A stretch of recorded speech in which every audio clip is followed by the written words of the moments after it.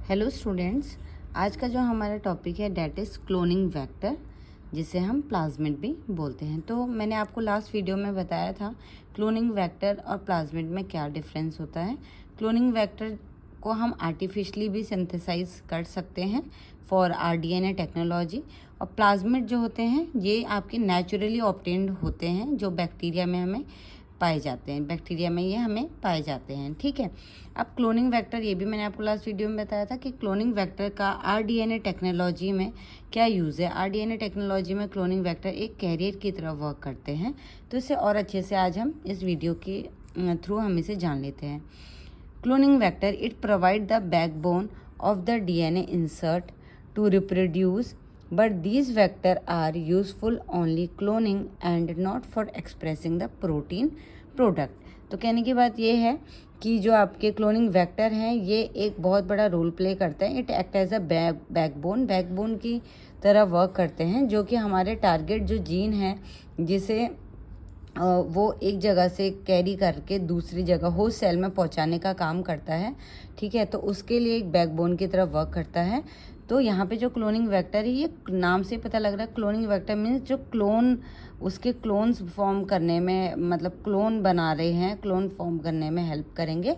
लेकिन इनका protein product को सिंथेसाइज करने में या उनको प्रोडक्ट फॉर्म करने में इनका कोई अपना रोल नहीं होता है। अब और अच्छे से हम इस डायग्राम के हेल्प से जान लेते हैं क्लोनिंग वेक्टर या प्लाज्मिड के बारे में। तो ये एक प्लाज्मिड का स्ट्रक्चर यहाँ पे मैंने ड्रॉ किया है।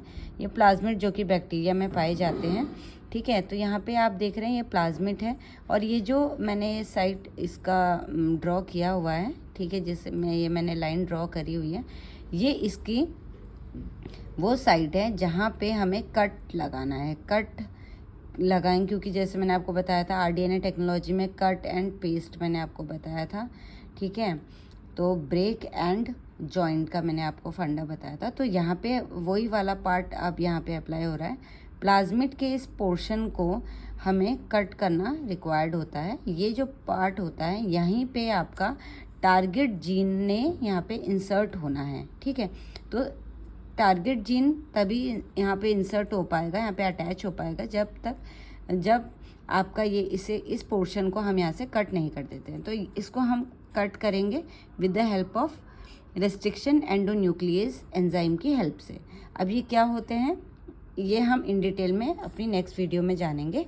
अभी आप बस इतना समझ लीजिए कि रेस्ट्रिक्शन एंडोन्यूक्लियस एंजाइम क्या कर रहे हैं, यहाँ पे प्लाज्मिड को कट कर रहे हैं। कट इसीलिए कर रहे हैं ताकि टारगेट जीन यहाँ पे अटैच हो सके, ठीक है। तो आप देख सकते हैं जैसे रेस्ट्रिक्शन एंडोन्यूक्लियस एंजाइम ने यहाँ पे कट किया तो यहाँ पे फ्री स्पेस अवेलेबल हो गया, ठीक है।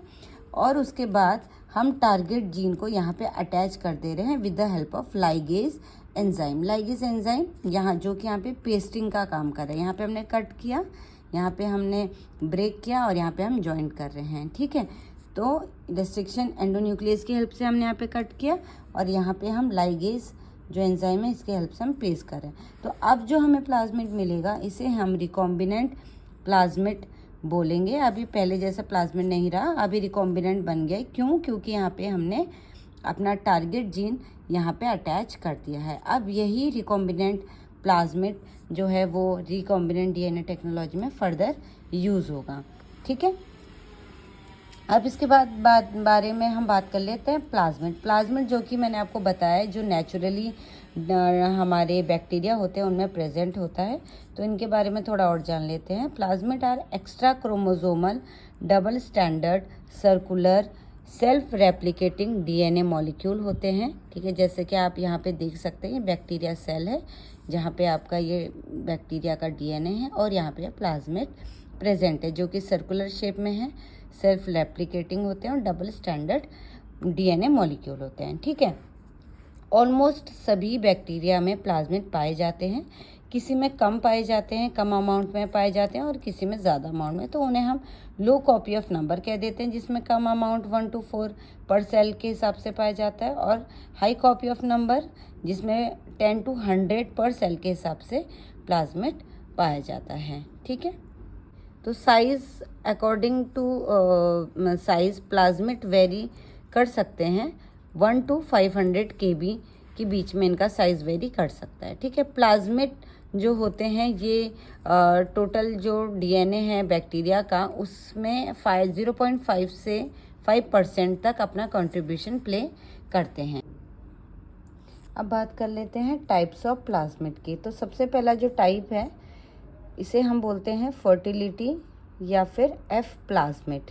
ठीक है, it is also known as F plasmid, मतलब जो फर्टिलिटी प्लाज्मिड है इसको हम एफ प्लाज्मिड भी बोलते हैं।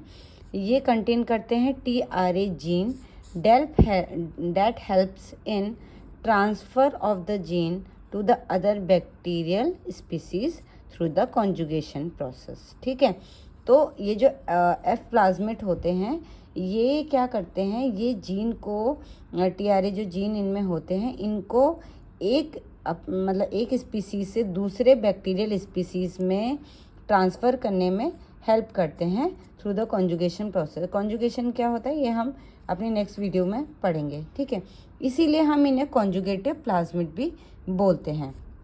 अब इसको एक छोटे से डायग्राम से हम समझ लेते हैं।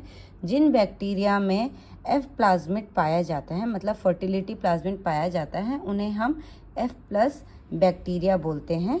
ठीक है, और जिन बैक्टीरिया में नहीं पाया जाता है उन्हें हम F नेगेटिव बैक्टीरिया या F नेगेटिव इनमें प्लाज्मिड प्रेजेंट होते हैं, मतलब उन प्लाज्मिड को हम F नेगेटिव प्लाज्मिड बोल सकते हैं या फिर नॉन कॉन्जुगेटिव प्लाज्मिड भी बोल सकते हैं, जिनमें F प्लाज्मिड नहीं पाया जाता है। ठीक है, अब कॉन्जुगेशन प्रोसेस के थ्रू जब F प्लस बैक्टीरिया ने अपना जो प्लाज्मिड है ये ट्रांसफ़र कर दिया, ठीक है, दूसरे बैक्टीरिया को, तो अब जो F नेगेटिव बैक्टीरिया था, अब इसमें F positive F plasmid present आ गया है, इस वजह से हम इसको F पॉजिटिव बैक्टीरिया भी बोल सकते हैं। तो इस तरीके से थ्रू द कॉन्जुगेशन प्रोसेस जो ये प्लाज्मिड होते हैं ये आपके TRA जीन इन्हें हेल्प करते हैं कि ये एक स्पीसीज से दूसरे स्पीसीज में ट्रांसफ़र हो सके। ठीक है, इसीलिए हम इन्हें फर्टिलिटी या एफ प्लाज्मिड बोलते हैं।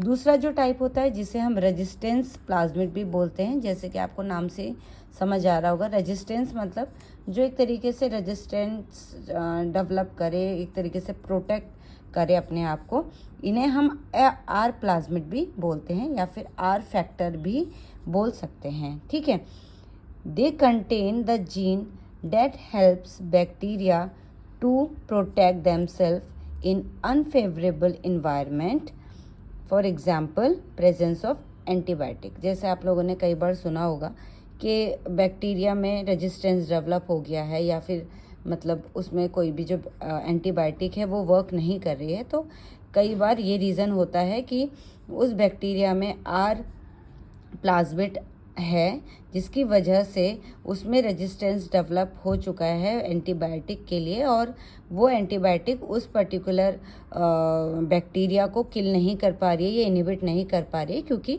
उसमें रेजिस्टेंस प्लाज्मिड प्रेजेंट है। ठीक है, तो ये जो रेजिस्टेंस प्लाज्मिड है ये आपके जो अनफेवरेबल इन्वायरमेंट है, फॉर एग्जांपल एंटीबायोटिक्स की प्रेजेंस में अपने आप को प्रोटेक्ट करता है। ठीक है, अपने बैक्टीरिया सेल को डैमेज होने से या डिस्ट्रॉय होने से बचाता है, उसे हम बोलते हैं रेजिस्टेंस प्लाज्मिड, आर प्लाज्मिड या फिर आर फैक्टर भी हम इसे बोल सकते हैं। ठीक है, नेक्स्ट जो प्लाज्मिड है जिसे हम बोलते हैं विरुलेंस प्लाज्मिड। ठीक है, this plasmid when present in a bacteria strain it turns into a pathogen. मतलब ये कहने की बात यह है कि विरुलेंस जो प्लाज्मिड अगर किसी बैक्टीरिया में आ जाता है या फिर विरुलेंस प्लाज्मिड किसी अदर बैक्टीरिया को अफेक्ट कर देता है तो वो एक पैथोजन की तरह वर्क करने लगता है। ठीक है, इसका एक सिंपल एग्जांपल हम दे सकते हैं ई कोलाई के थ्रू। जो ई कोलाई जो बैक्टीरिया होते हैं ये आप हम सबको पता है कि ये हमारे लिए बेनिफिशियल बैक्टीरिया होते हैं जो कि हमारे ह्यूमन मतलब जो ह्यूमन गट है या जो एनिमल गट है वहाँ पे प्रेजेंट होते हैं।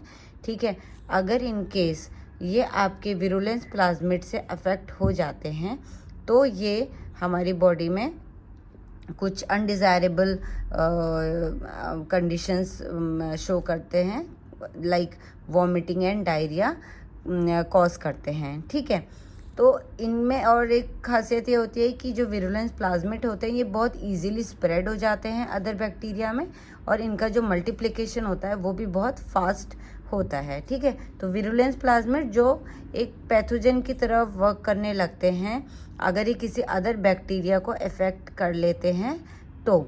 ठीक है, तो इसमें एग्जाम्पल देख लेते हैं। बैक्टीरिया कंटेन विरुलेंस प्लाज्मिड, कौन कौन से बैक्टीरिया होते हैं, जिसमें एगारोबैक्टीरियम ट्यूमेफिसेंस है। ठीक है, दूसरा है साल्मोनेला एंटारिका। ठीक है, ये जो बैक्टीरिया हैं ये आपके विरुलेंस प्लाज्मिड को कंटेन करते हैं, और अगर ये बैक्टीरिया किसी दूसरे बैक्टीरिया जिसमें विरुलेंस प्लाज्मिड प्रेजेंट नहीं है उसको अफेक्ट करते हैं तो वो बैक्टीरिया पैथोजन की तरफ वर्क करने लगता है, और उससे उसके जो कॉन्सिक्वेंसेस होते हैं वो अच्छे नहीं होते हैं। ठीक है, नेक्स्ट आता है डिग्रेडेटिव प्लाज्मिड।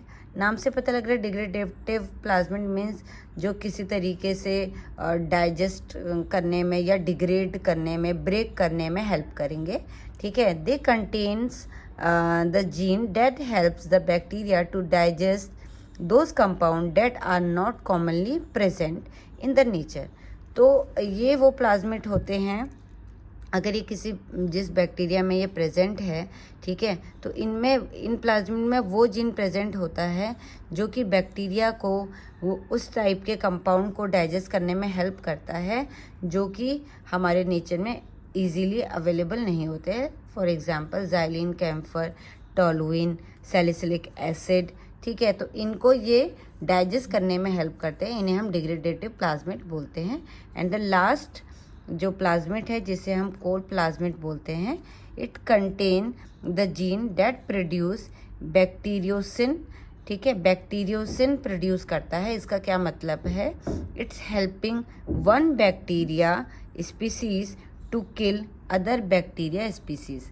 मतलब जो कोल प्लाज्मिड है ये अगर प्लाज्मिड किसी बैक्टीरिया में प्रेजेंट होता है तो ये एक बैक्टीरिया जो है दूसरे बैक्टीरिया में जब ये उसे अफेक्ट करता है तो उसको किल करने में उसको हेल्प करता है। तो ये थे आपके प्लाज्मिड के क्लासिफिकेशन।